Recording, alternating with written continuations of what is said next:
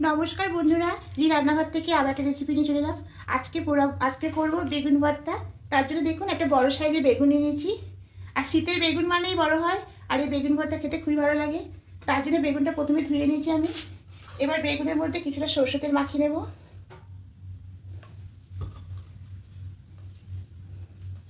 প্রথমে খুব ভালো করে মাখিয়ে নেব, তারপর বেগুনটা পুড়িয়ে নেব। এবার একে টমেটো মাখিয়ে নিয়েছি। এবার গ্যাসটা ধরিয়ে নিয়েছি। এবার এর উপরে আমি বেগুনটা খেয়ে পুড়িয়ে নেব।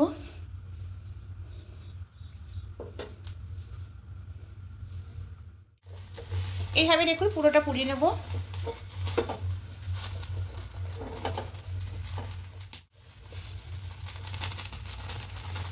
দেখুন বেগুনটা একদম পোড়ানো হয়ে গেছে।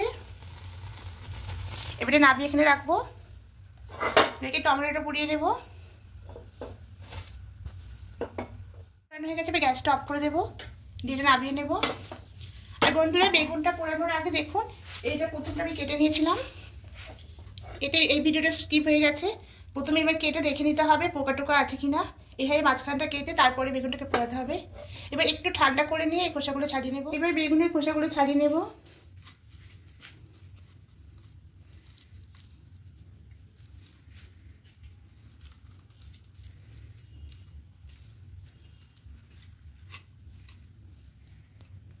বেগুনটা হয়ে গেছে, এবার টমেটো ছাড়িয়ে নেব।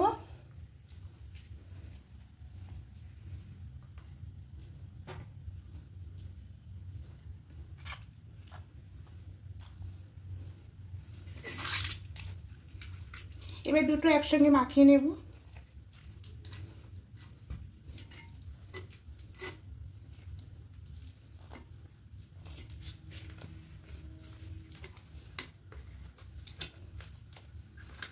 একটু ঠান্ডা হতে দেব।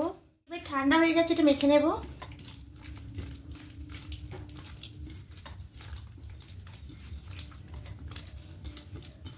এবার সাইডে একটু লবণ নিয়ে নেব।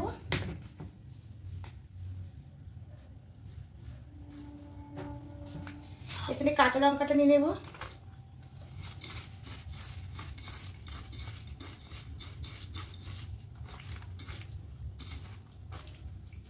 এবার এখানে পেঁয়াজ কুচি নিয়ে নেব।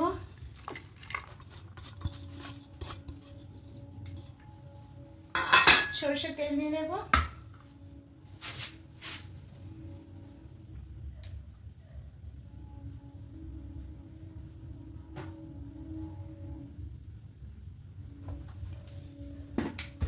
এবার খুব ভালো করে মাখিয়ে নেব।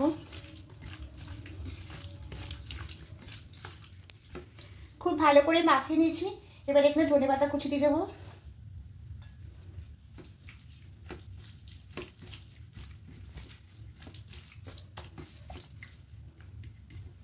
দেখুন বেগুন ভর্তাটা একদম রেডি হয়ে গেছে।